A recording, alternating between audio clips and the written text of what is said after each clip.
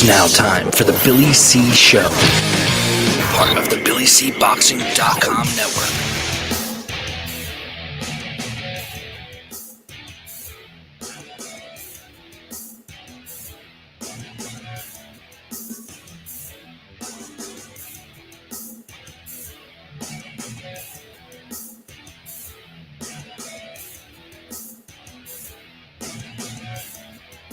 And we're coming to you live from the Billy C Studios in Lake George, New York. I'm Bill Calogero, and it's time for the Billy C Show. Good morning, good day, good evening, whenever you're watching, whenever you're listening. I hope you're doing okay today. Today's show, well, she's being brought to you in part by my book. That's right. Buy the damn thing, and I'll stop talking about it. Tom Molyneux, From Bondage to Best Man on the Planet, is available right now where all good books are sold. You can get a copy right now where you're watching or listening to this very show. Just go to Amazon.com and search for my name or Tom Molyneux. Get a copy, and I'll stop talking about it. Today's show is also being brought to us in part by the BillyCBoxing.com website. Check it out, man. We put the latest news and information, and we don't keep it up there that long. We when it's outdated, we get rid of it. So check it out. You can watch replays of this show. You can either video version, the TV version, the internet, or the podcast version.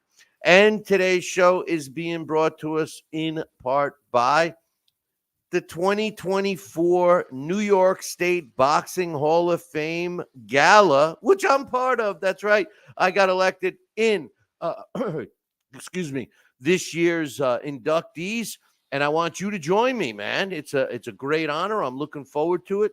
It's taking place in September at Russo's on the Bay in Howard Beach, Long Island, New York. Just go to our website, BillyCBoxing.com, and click on the banner with my happy face there, and it'll get all the information. Or you can call directly 516-790-7592 for all information. Get yourself a ticket. Hey, listen, if you're going to show up and support me and all the other inductees for this year, I'd appreciate it. And I'll tell you, drop me an email, Billy@talkingboxing, TALKINBOXING.com, and let me know if you're going, because if we get enough people that are going to go, I might do a little side thing where we can all hang out before or after. It's a full open bar from the time it starts. I think 12:30. I think it goes from 12 or 12:30 to 5. So that should bring all the Billy C fans right away. If you know me, I like my scotch. But anyway, do me a favor. Make sure you subscribe to our podcast, to our YouTube channel, to our Rumble channel. Don't forget that we're on TV through the Jinico TV network, which is available on Roku and Amazon Fire Stick and Android TV and a bunch more. So just search Talking Boxing with Billy C. I want to give a shout out to everybody that's in the chat room so far. My man Jesus has been here loyally every week. I appreciate it. And of course, my man Coach and Lovett's here. Good morning to everybody. Good afternoon, whenever. But let's get this party started. First and foremost, let's talk about the fight results from last week. I enjoyed the fight. It was a grudge match. Took a long time coming. From Saturday, from Leeds, England, on DAZN and on ESPN Plus. It was kind of weird. DAZN was definitely doing it, but here in the States, we had to watch it on ESPN Plus, and we had to suffer through. Look, I love Timothy Bradley, but Bernard Osuna, I don't know. These guys, I'll get to that in a minute. But Jack Catterall improved to 29-1 with 13 knockouts when he won a decision over Josh Taylor, who drops to 19-2. He's got 13 knockouts as well. These scores were 117, 111 twice, and 116, 113, all for Jack Catterall. And, here's the thing. The scores were a little out of whack, and I got some quotes and stuff that I'm going to talk about. I got This is what I scored. I scored the fight 114, 114. Okay. I mean, the dreaded draw. I know nobody wants to, hear about a draw, but I'm telling you, I scored it. And, it's like my man Larry Hazard said, and I've always taken it to heart. He says, when you score a fight, and actually Steve Farhood said the same thing. They both said the same thing. When you score a fight, you got to remember there's 3 minutes to a round, right? And I know Steve Farhood breaks it down in by the minute, and Larry used to break down in two halves of the round, and that's how you score it, right?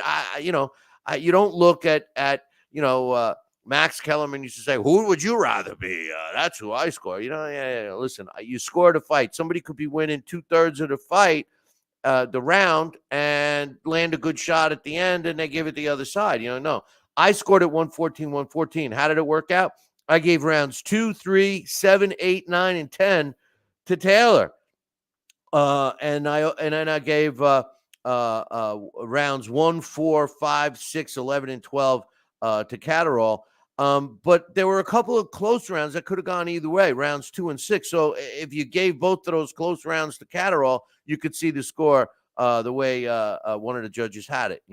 As far as the atmosphere, it was a great atmosphere as usual in the UK. 14,000 people were there, sold out arena. I love the UK boxing scene. I've said it a million times. I know half of you is sick of hearing it, but I mean, I get jacked up when I hear Sweet Caroline, and it reminds me of the British boxing fans. I mean, they're singing along. I mean, you just don't see that here in the States. I'm sorry, you just don't. And to me, that adds to the sport. It adds to the sport. And we're lacking. We're a bunch of stiff necks or something here in the U.S. I don't know. But I love those fans. Okay, it was broadcast in the USA on ESPN Plus. Even though it was the zone, like I said, Timothy Bradley and Bernard Osuna did the call from a studio. They weren't even freaking ringside. I mean, that's kind of cheesy. If you're going to broadcast it, I mean, the video quality was good. The sound was a little kind of cheesy. But there was one thing that Timothy Bradley said that I loved. He said, I always tell young fighters to spar all different kinds of fighters, especially southpaws. Fighters fight differently, so they need to spar on their way up. What struck me about that statement wasn't the fact that I agree with Timothy Bradley 100%, because I do. But what struck me about that is to me, it really showed the difference between boxing today and boxing back in the day. Because today, that's exactly what fighters do. They'll spar and hopefully their team is getting them different styles of fighters to spar with. But back in the day, they didn't spar as much because boxing was a trade. So these guys that were fighting against a southpaw, tall southpaw, short southpaw, southpaw with a jab, southpaw with power, et cetera, they were doing that in real fights that they were getting paid for. Big difference between the fight era of yesteryear and today. Now, don't get me wrong. Fighters from yesteryear, they sparred too, but just not as much as they do today. They fought more fights. There was some quotes about the fight. Eddie Hearn said, the Scottish fans won't be happy. I thought the judges' scorecards were too wide, which I agree with my man Eddie Hearn. He says, but the decision was bang on. Okay, I agree that it could have gone, on my card, it could have gone either way, but I'm not saying it was a robbery or anything else. I mean, Catterall was seemingly landing the more punches, and Josh Taylor seemed to be throwing them, but they weren't really landing as much. That's the way I saw it. He said Jack Catterall won the fight. He closed the show beautifully. He dominated the first 6 rounds. I love Scotland, but justice was served tonight. That's for sure. 2 years ago, this man should have been the undisputed champion. He should have the belts around his waist. Well, you kind of wonder if the wide score margins were just that they were, making amends for a total robbery in the last fight. Now, Bob Arum, saw it a little differently. He said, and I quote, Hey, I saw the fight just like everybody else. Those scorecards were a disgrace, an absolute disgrace. And I really feel sorry for Josh. Obviously, Josh Taylor is his guy. He says, I thought he won the fight, but those scorecards were ridiculous. That's a lesson. I will never, ever allow an American fighter to come here with this British board scoring the fight. Those scores were ridiculous. I don't know, man. It was a close fight. It was a tricky one to score, in my opinion. I enjoyed the fight. And even though my scorecard was 114, I think the right guy won. But in any event, one other fight I want to mention that was on that card, Chev Clark improved to 9-0 with 7 knockouts when he knocked out Ellis Zorro, who loses for the second time in his career. He drops to 17-2 with 7 knockouts.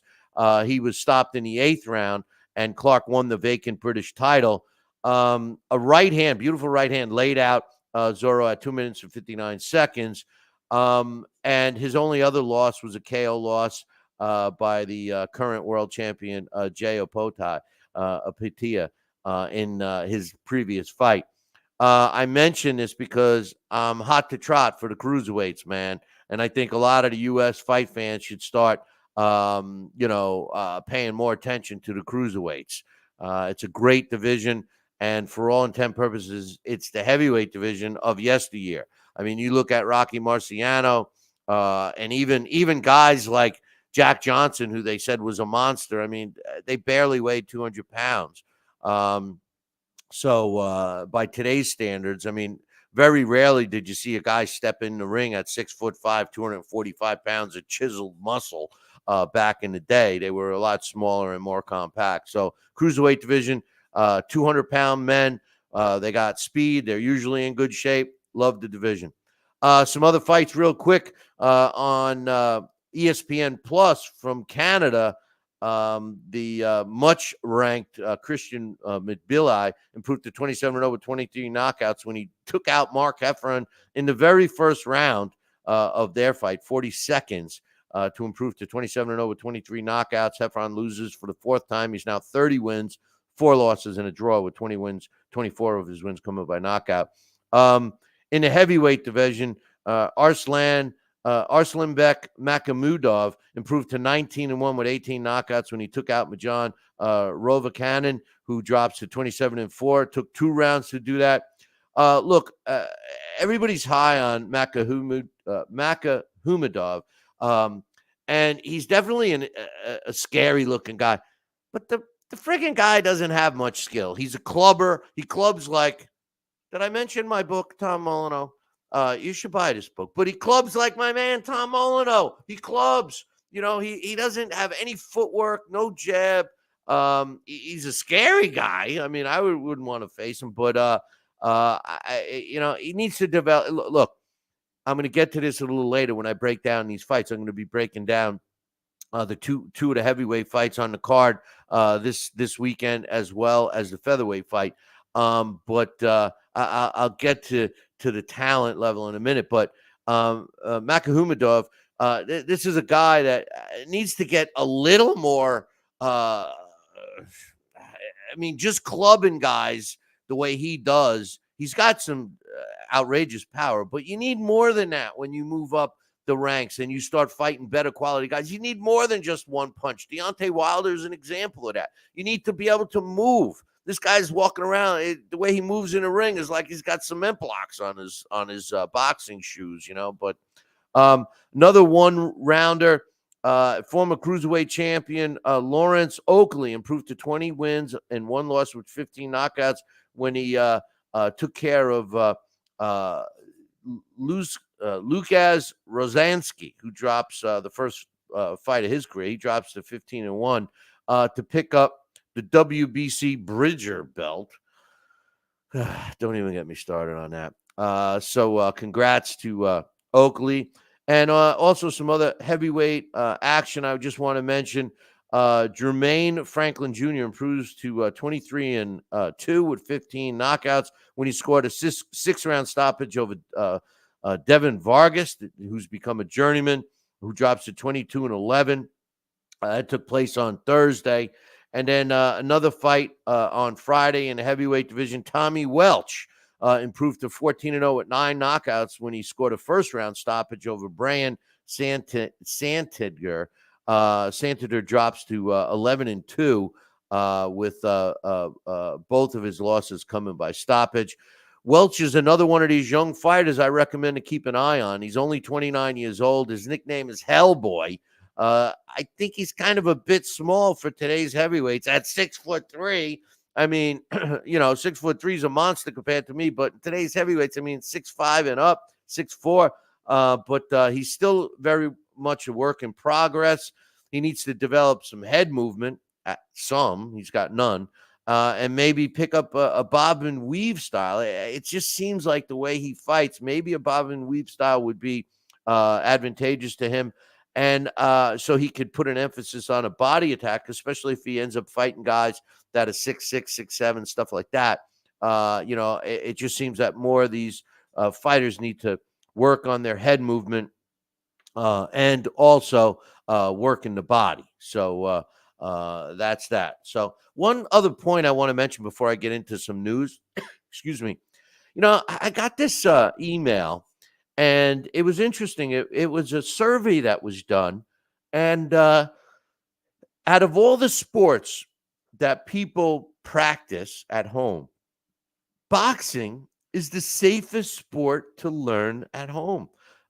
Injuries from boxing equipment represent the lowest national incidence of sporting injuries. Basketball actually is the first, and as well as skateboarding. So the way it ranked, the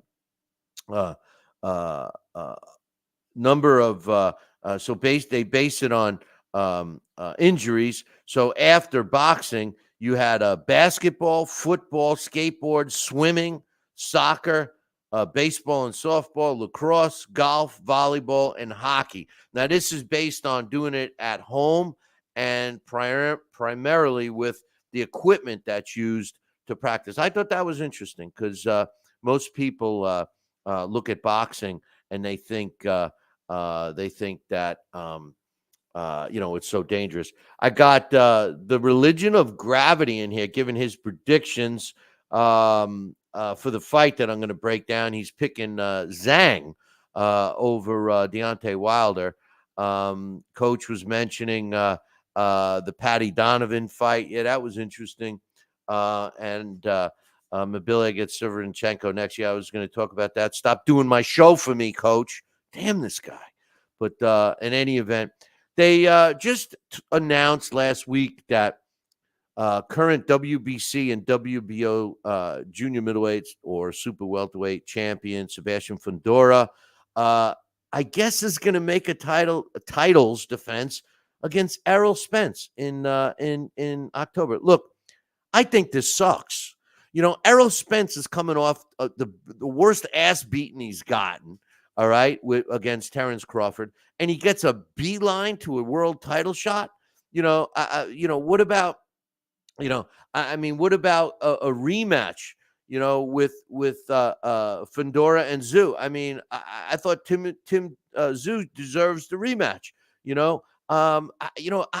I've lost all respect for Errol Spence, not because of this, but because of other stuff, and I think it's total bullshit that the powers that be let this happen, because I'm going to get into something else as well. Let me just go in the order. Let me just go in the order that I have. So the Tyson Fury Usyk rematch. We heard Tyson say he was going to do it. Then we heard his team say he's going to think about it. Well, it was announced by His Excellency himself that the fight is not going to take place in October, but it's going to take place in December. That's right. It's going to be in Saudi Arabia again, and it's set for December 21st. Hopefully it won't be rescheduled, and I kind of like it. Usually December, except in Japan, December is usually a dead month for the sport of boxing, but I'm glad it's happening on the 21st, and and Coach is right. It's a PBC, and Jesus is saying the same thing, and Dave I know it's not a children's show. I clicked that. It's not a children's show, Dave. He's telling me my language. I know, I get it. But all the network that we're on, Jinico, they don't care.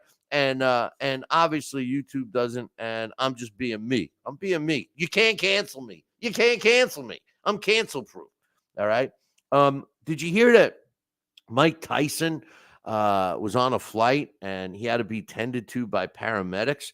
Apparently, he was on a flight from Miami to Los Angeles last Sunday and had to be treated by paramedics. Now, it's kind of interesting because it made the news, but it's funny that the spokespeople for Team Tyson, they said this. They said he became nauseous, Mike Tyson. He became nauseous and dizzy due to an ulcer flare-up 30 minutes before landing. He's appreciative to the medical staff that were there to help him. They said it's false reporting that his medical condition was caused by the flight delay. This 2-hour delay was due to air conditioning issues on the aircraft, which could mean, I'd be dizzy and nauseous too if I was sweating my behind off on a plane on the tarmac.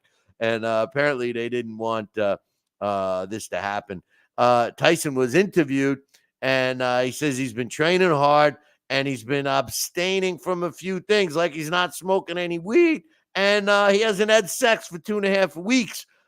So that kind of means that Jake Paul might be facing not only a 60-year-old in good shape, but a mean one. Tyson has clearly toned it down a little since he's been smoking the green stuff. But in any event, the WBC, here's where all these belts start to piss me off. And this is why I'm uptight about Errol Spence getting a shot at a title already, coming off a loss, by the way. And I was affiliated with a sanctioning body, and that was one rule, that you were not allowed to contend for a world title if you were coming off a loss. They gave you the benefit of just going to fight, Joe the taxi driver, but you can't come off a loss. But apparently not one but two sanctioning bodies are permitting Errol Spence to fight coming off a loss. So I don't know. But the WBC, they too want to keep their hands in the cookie jar getting sanctioning fees. So they have declared that my man, Terrence Crawford, is a champion in recess. What does that mean, boys and girls? That means somebody else can fight for that belt.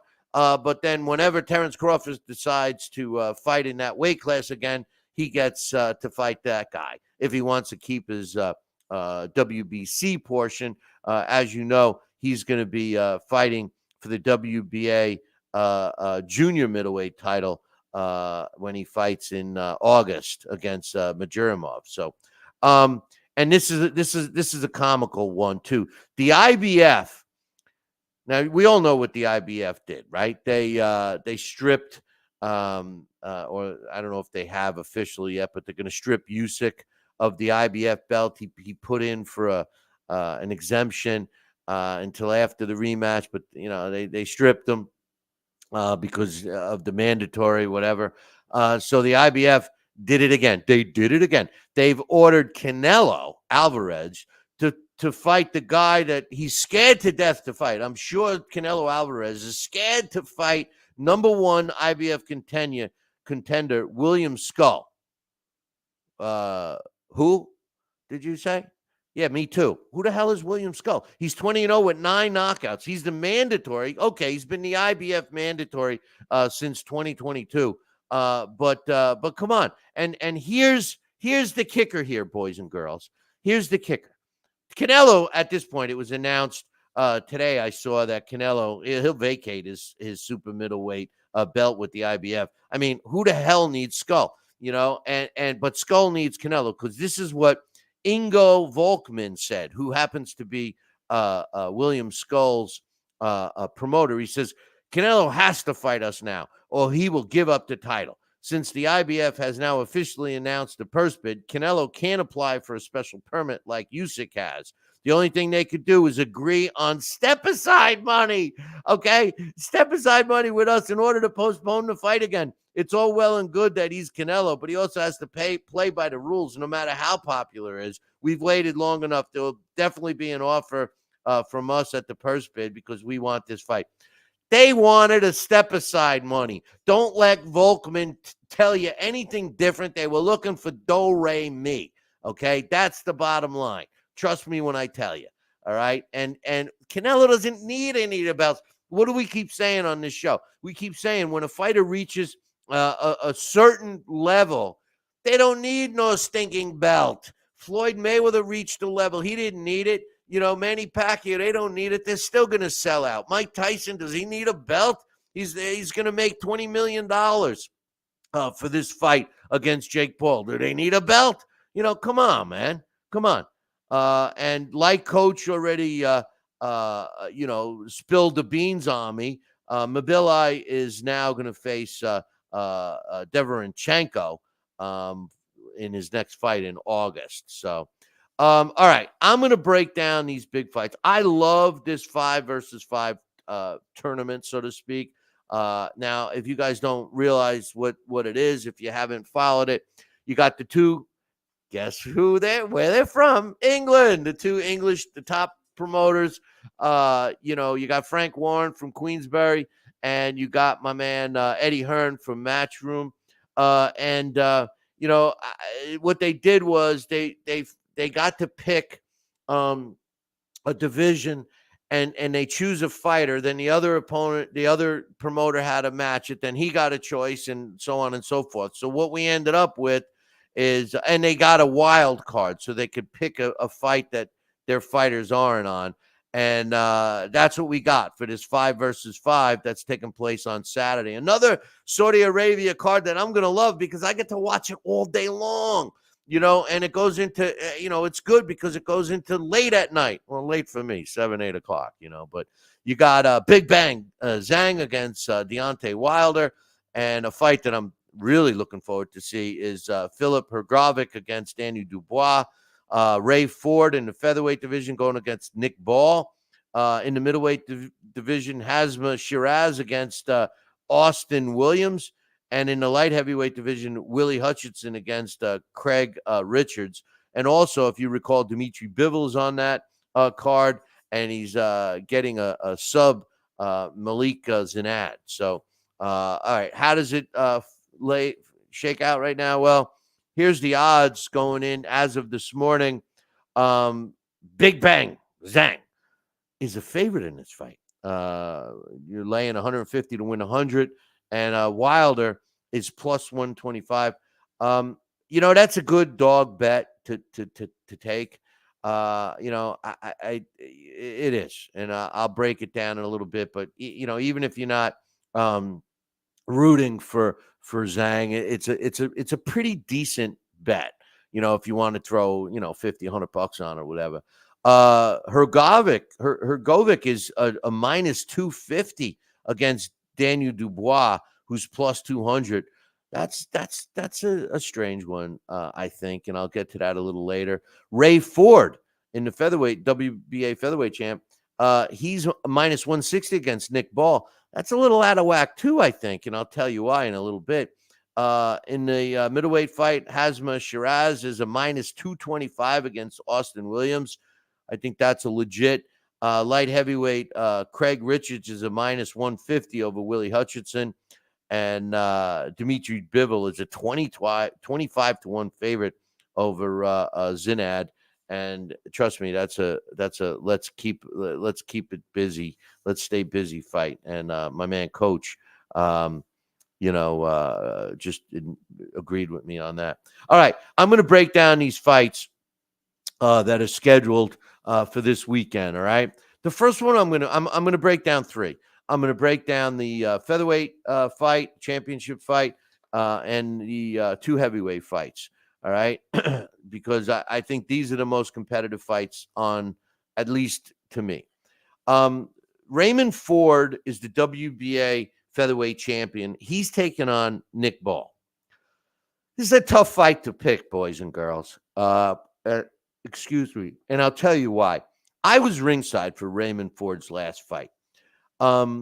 He fought Opedek Kalamatov at the Turning Stone, and I was ringside for that fight. and Kalamotov was winning this fight. At least on my scorecards, Ford all of a sudden started gaining the fans there, including myself. Everybody started pulling for Ford, and if you didn't see it, it was a dramatic 12th round knockout, TKO, when my man, in my opinion, one of the best referees, Charlie Fitch, waved off the fight at 2 minutes and 53 seconds of the last round. And the 10-second warning had already, went. I mean, he could have said that the ropes were keeping Kalamotov up. And then, he makes it to the end of the fight. Who knows what this cards would have been? I should have broke out my scorecard from that night. But nonetheless, Raymond Ford, who also had a cut in that fight, was relentless, and he wore down the big fight, the big man, I should say. Now, when you take a look at Raymond Ford, he's only 25 years old. He's a southpaw, 5'7". He's got a 69-inch reach. He's 15-0 with one draw, 8 of his wins coming by knockout. Ranked number 7 in the world by the computer, and he's not ranked anywhere else because he wears the WBA strap around his waist. A little over 50% knockout ratio. Was born and lives in Jersey, Camden, New Jersey, by the way. His best wins of his career was his last 2 fights. In April of 2023, he won a 12-round decision over Jesse Magladano, and in his very last fight, the fight I just talked about, a 12th round stoppage over Otabek Kalamotov in March of this year. The rest of his resume was typical of a young fighter being brought up. Okay, now he steps in the ring with Nick Ball. Nick Ball is undefeated. He's 19-0 with a draw, and the draw was in his last fight. He had a draw against Ray Vargas, which was it was a tough fight to score. Nick Ball is I'll get to this in a second, but he's 27 years old, 5'2". So he's given up 5 inches, which is a norm for Nick Ball. His best win of his career, in my opinion, was against Isaac Dogby, a 12-round decision in November of 2023.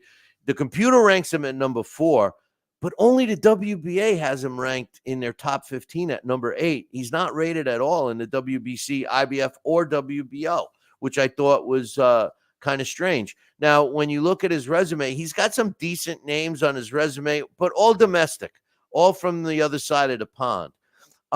If you've never seen Nick Ball fight, this is a nonstop. I mean, talk about an energizer bunny. I mean, this guy is nonstop. He throws punches nonstop. I mean, if you saw the fight that was a draw against Ray Vargas, you could see you could see why it could have been a draw. But Ray Vargas was also dropped in that fight a couple of times, if I recall correctly, and one wasn't called a knockdown when it clearly was. But the thing about Nick Ball in that fight was that he was so wild with his punches. I give a shout out to my man Hawk. Salute to you too, my man. He's salute. That's like an Italian thing. But it's a tough fight to pick. I really got to be honest with you. It's a tough fight to pick. I think, when I watched Raymond Ford live against Kalamotov, this was a monster kind of a guy, right? Where Raymond Ford was the smaller guy. And, he had to come on strong in that fight to win. He's going to be facing Nick Ball, who's going to be right in his wheelhouse. Nick Ball is going to be right in his wheelhouse. And this guy's in fantastic shape, and he throws a lot of punches. This is a toss-up fight for me. It's a toss-up fight. I mean, the seemingly, guy that has kind of faced better opposition, at least if you're basing it on, fighters from the States, you would say Ford. But I'm going to go out on a limb here. And as much as I was rooting for Ford towards the second half of his last fight, there's something about Nick Ball.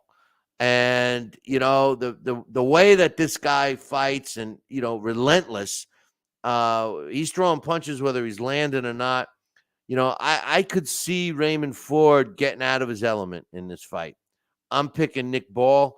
I wouldn't be surprised if this fight goes to the scorecards prematurely due to cuts. All right, because the way Nick Ball comes in, there's going to be head clashes. There's going to be head clashes in this fight. All right, the next one I'm going to pick is the heavyweight fight between Daniel Dubois and Filip Hrgovic. Hrgovic is undefeated, 17-0 with 14 knockouts. He's number 8 in the world, ranked number 8 in the world by the computer. All except for one sanctioning bodies have him ranked. WBC at number 8, IBF at numero uno, WBO at number 5, and the worst of all of them, the WBA, in my opinion, is the worst sanctioning body of all of them. I like the IBO better than the WBA. They don't even have him ranked. I guess they didn't send him a check yet. But Hrgovic is 31 years old, 6'6". He's an orthodox fighter. He's got an 82% knockout ratio. Look, here's the truth. I know a lot of people like Hrgovic. I look through his resume. I see some, names on here, or let me rephrase that. I see records on here that are associated with names I don't know about. A lot of his fights were, never. I don't think he's ever fought in the U.S. Yeah, he did.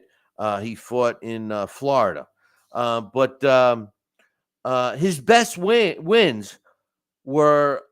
His best win was against Zhang in August of 2022. He won a 12-round decision. Now he steps in the ring. Now keep in mind, he's got 14 knockouts of his 17 wins with the 82% knockout ratio. That's something to keep in mind when we're talking about Daniel Dubois, because the knock on him is a suspect chin, right?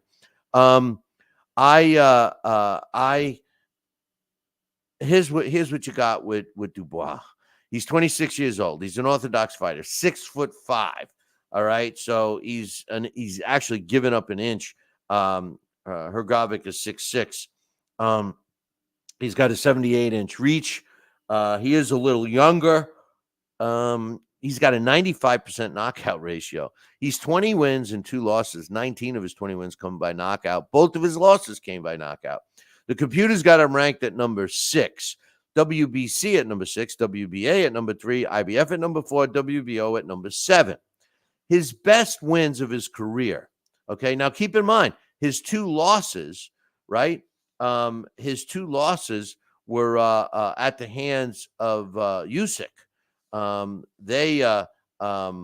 sorry, Joe Joyce knocked him out, and Usyk stopped him as well. Those are his 2 losses.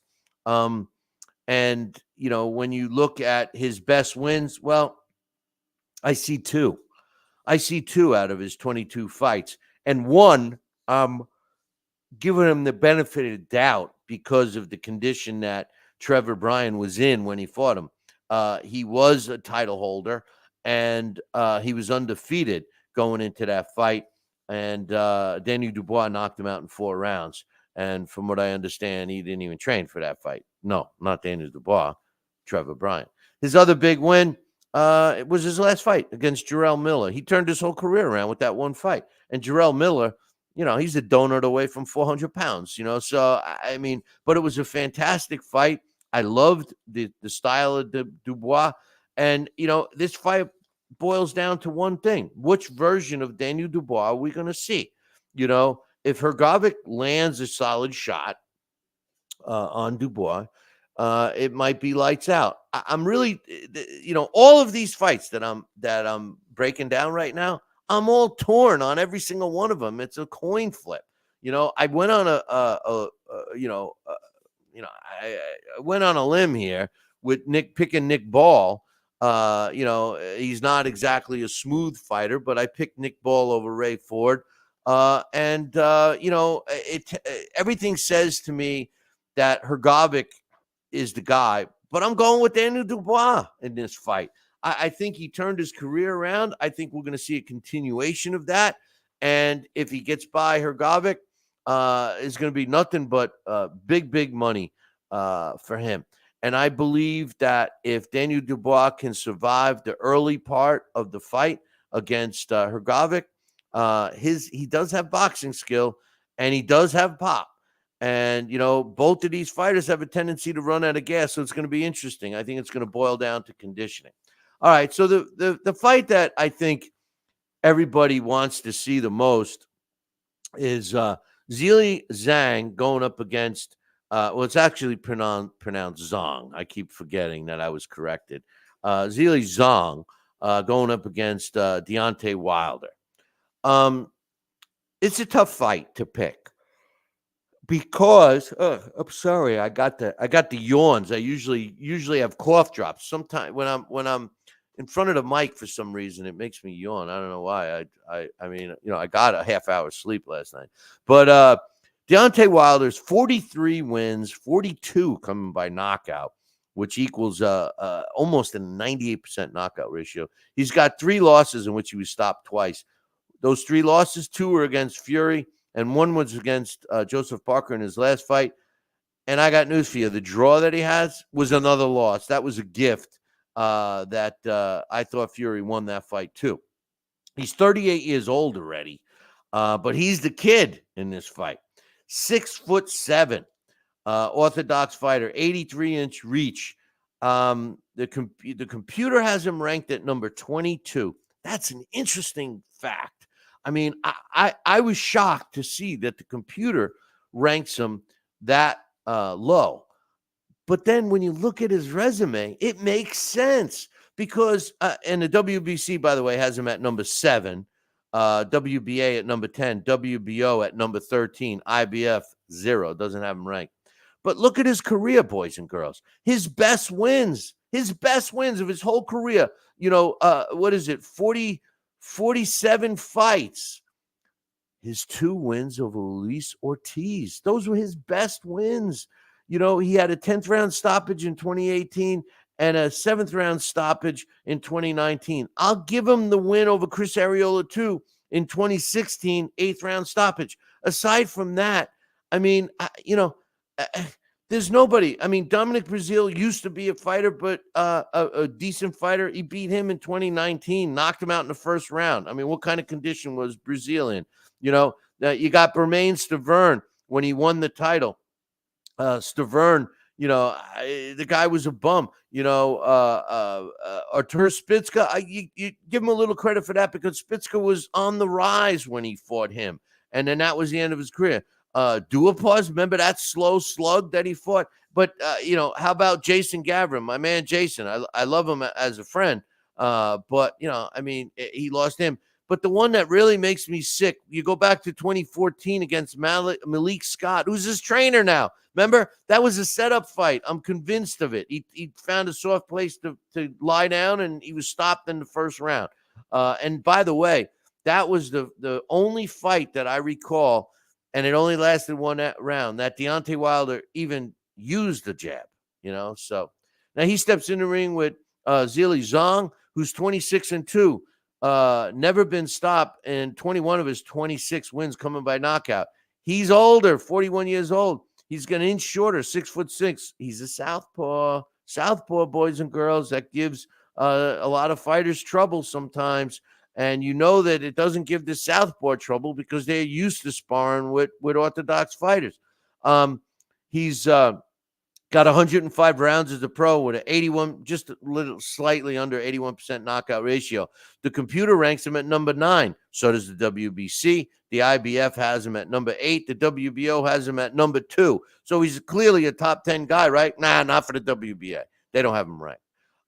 His best wins of his career against Joe Joyce, 8 April of 23 stopped him in 6, and September of the same year stopped him in 3. Here's the thing about Joe Joyce. Joe Joyce is slow as molasses. Slow as molasses. He's got a decent chin, but slow as molasses. So Zhang. Zhang is slow as molasses. Zhang has the footwork of Herman Munster. He plods around the ring. He's got pop. So if you're there long enough, he's going to land with you. His 2 losses were the majority decision loss against Joseph Parker, and he lost to Philip Hrgovic, which was his best win. Was Hrgovic's best win. Aside from his wins over Joe Joyce, there's no one else on his resume that jumps out at me. To be honest with you, it's an interesting fight. Here's what I think. Now, Deontay Wilder, we saw a Deontay Wilder face Joseph Parker that I loved every minute of it, because I loved the fact that Deontay Wilder got his ass beat. That was like a good old fashioned behind the shed beating. And I've never liked Deontay Wilder. The guy is a one-trick phony. I'm sorry. I meant one-trick pony. All he's got is a powerful punch, and it is extremely powerful. And he got 43 wins because of that powerful punch. But the man has no footwork. He doesn't use a jab. He's got no defense. He's got no brains. He's a few fries short of a Happy Meal, and I don't care how much you're paying for Happy Meals now. He's a few fries short of one, all right? He's not the sharpest tool in the shed. He may be the dullest one, okay? But his unorthodox style and the way he flobbers around, in the ring, and he throws punches from crazy angles, whether he's meaning to or whether it just happens, he's going to land on Zhang. I'm sorry. He's definitely going to land on him. And it's going to become a question of Zhilie Zhang's chin, because if he can withstand the punching power of Wilder. Now, we've never seen Zhang down, and Zhang tires out every fight. I don't care. People say, he tires in the later rounds. No, he doesn't. He tires later in the round. He's going to be huffing and puffing towards the last minute of every round of the fight, but he stays in there. He does have a powerful punch, but by the time he throws it and by the time it reaches its target, I would hope Deontay Wilder is out of his way. This is a good fight for Deontay Wilder, in my opinion. I think I'm leaning towards Deontay Wilder in this fight. I think that the hand speed of Zhang is going to fail him. Now, I'm not going to be rooting for Deontay Wilder. I'm going to be rooting for Zhang in this fight because I don't want to see Deontay Wilder in the ring anymore. I think that if the same subdued, mentally happy and that version of Deontay Wilder shows up again like he did against Joseph Parker, Zhang's got a better than good chance of connecting. I'm a little surprised that Zhang is the favorite, and I think that the bookmakers are just going by Wilder's last fight. I do believe that I was about to just flip out at the religion of gravity because I saw the first part of his comment here. He said Deontay has the head movement, and then I was about to go, head movement, he doesn't have it. And then the rest of the sentence says, of a statue. He's saying that Zhang will hit him. I don't know. And I hope you're right. But here's why I think that the advantage is going to be for Deontay Wilder.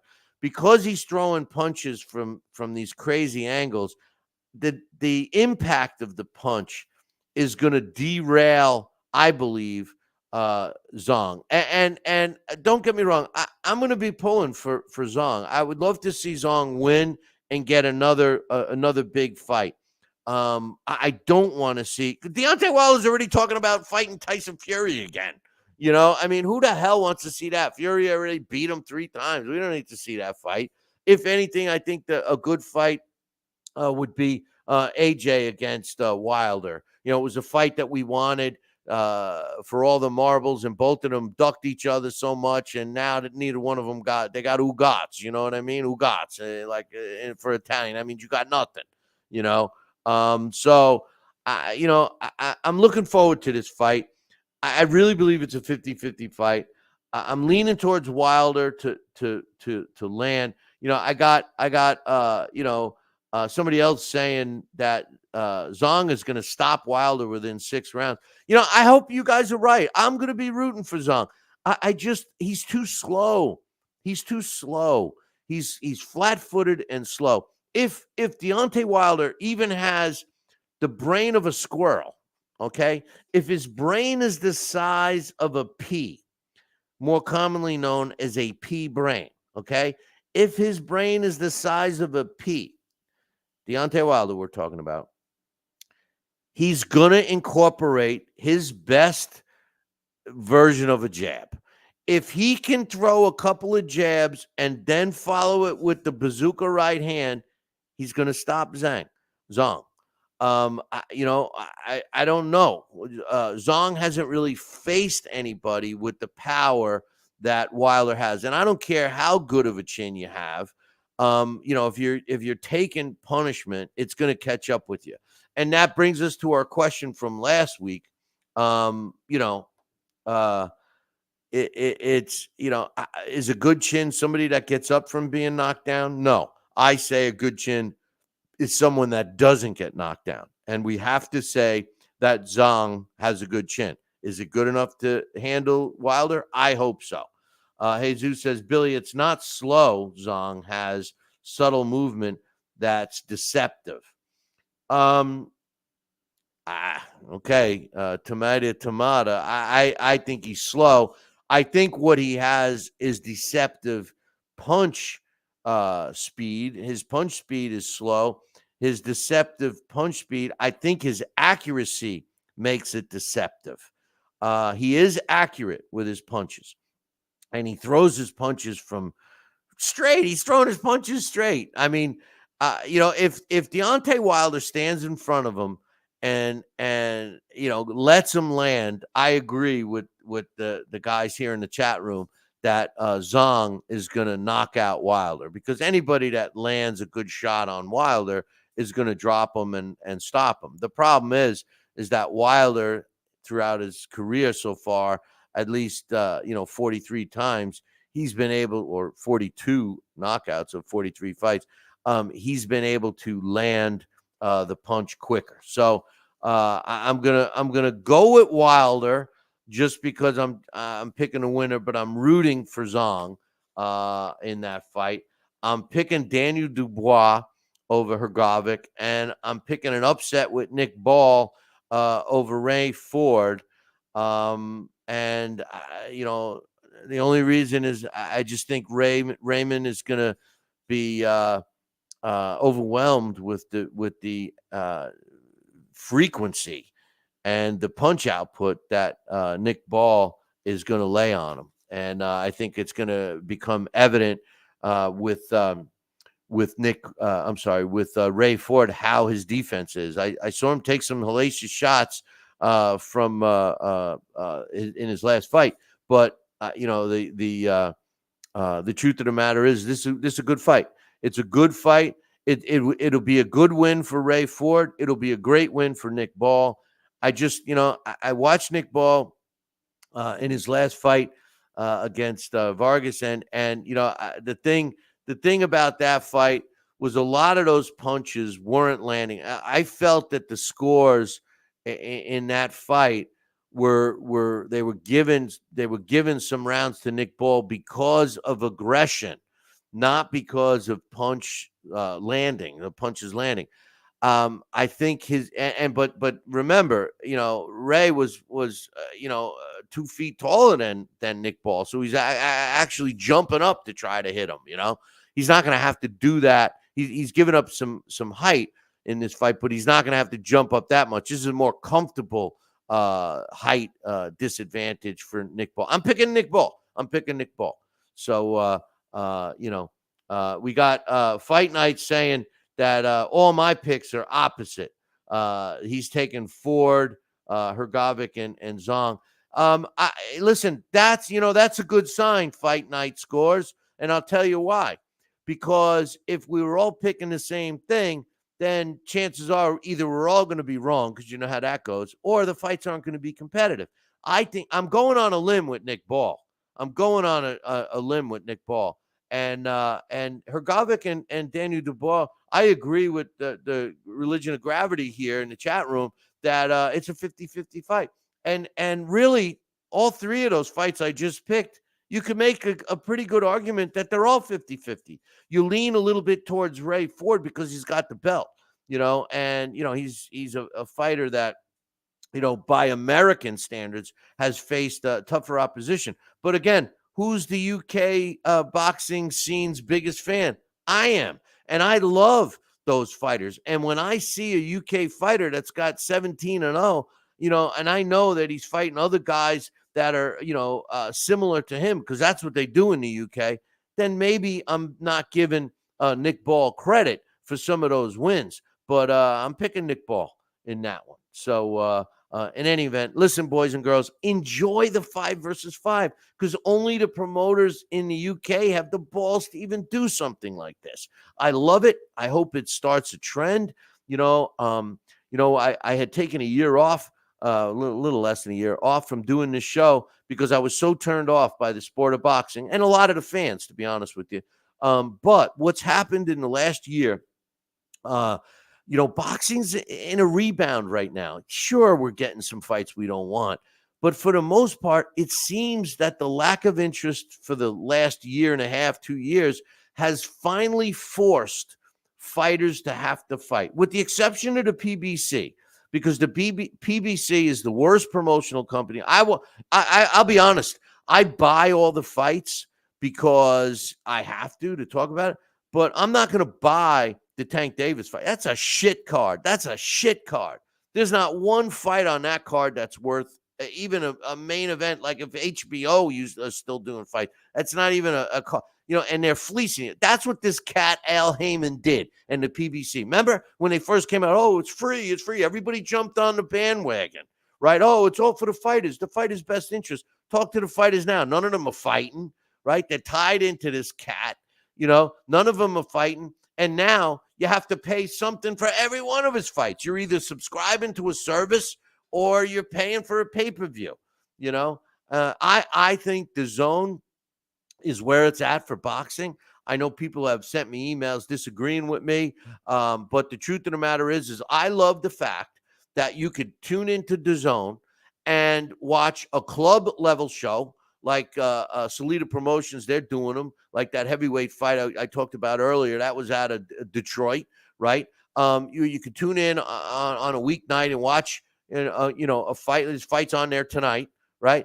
And then you can get a high level card like we're getting this weekend. And yeah, you know what? The complexion of the boxing business, when you got a card like the one we're seeing this weekend, it's worth the pay-per-view.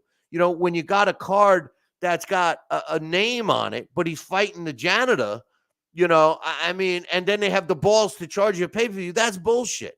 The zone, and I got to admit, as much as I was against them because they kind of pulled the plug, it seemed that they pulled the plug. ESPN has come through. The deal that they cut with Top Rank has been beneficial to us, the boxing fans. We're seeing fights on ESPN and ESPN Plus. So I think hats off to DAZN and ESPN for providing us with the boxing that we want and need. All these other places, you got to pay for this on a stream and pay for that and pay for this. Everybody's trying to get rich quick scheme. I call it the Don King syndrome. And I say that. Now, nobody's a bigger fan of Don King than me. I think that he gets a bad rep. Yes, he's done some things, but every promoter, is out to make money. When you hear the fighters version, and I always say with Don King, Yeah, you see him. His little mo was he'd have a briefcase full of $1 million cash. Open it up. Here, you want $1 million? Yeah, and the fighter signs it. He's got cash. Then the fighter finds out that Don King made $5 million on that fight. Now all of a sudden he's telling everybody Don King ripped me off. No, nobody held the gun to your head to sign the contract. The time to negotiate is before you sign the contract, and then everything after that, And and when Don King used to do these events, they were all packed, jam-packed with fights. And everybody wanted to be a promoter. I fell for the Don King thing too. The Don King syndrome that I coined. I too wanted to be make a ton of money with like the way Don King did. And it doesn't happen. That's why you see all these little promoters. I call them one and dones. I did a lot more shows than one, but one and done promoters. They do one, they got bit with the Don King syndrome, and then they lose their ass and they never do boxing again. And now these smaller promoters, because club shows are harder and harder to do, especially in states like New York, their only source of revenue, they think, is pay-per-view. But boys and girls, that's not how you do it. What you do is you build up. John Muscunas and I had this blueprint 10 years ago, all right? And we were telling people, and nobody wanted to listen. Now, all of a sudden, guess what? Everybody's doing it. But the way to do it is you stream a fight for free. Build up a following. The best scenario would be you have a fighter, a young fighter that nobody knows. Stream him. Start to develop a fan base. And stream his fights. After 10 fights and you have a really good fan base for him, then for a big substantial fight, then it makes sense to do a pay-per-view and you won't get arguments from the fans. But to just have a fight, nobody's going to, listen, I don't know, I'm not, but just to watch a fight, to pay for a club show where you can pick every single winner on those club shows, who's going to win. Why would you do that? Why would you do that? So I don't know. EMT Rick, it's $69.95 or $69.99 for that. He was asking the price of the card this week, and I think it's a good card, 5 versus 5. I love the Saudi Arabia coming during the day, so I'll be watching boxing all day into the night. And yes, I will have a few scotches. Don't forget, like us on YouTube. Subscribe to our YouTube page, like us, and subscribe to Rumble. We just started on Rumble, so we need you to subscribe and follow us on Rumble. And then, of course, the podcast. And most importantly, boys and girls, and hopefully Rick will show up. He said he might. Come up to New York and join me for the New York State Hall of Fame induction. I'm being inducted. It's quite an honor. I'm so happy that I'm being recognized, and I want you to come and join us. So go to our website, BillyCBoxing.com, and you'll see a banner with me that Jeremy C. did just to bust my you-know-whats. You click that banner, and it'll take you to all the information, who the other inductees are. Johan Guzman's getting inducted. I'm looking forward to that, to hanging with him. So anyway, listen, enjoy the fights this weekend. Make sure you tune into this show. Same bat time, same bat channel next week. Until then, ciao, baby.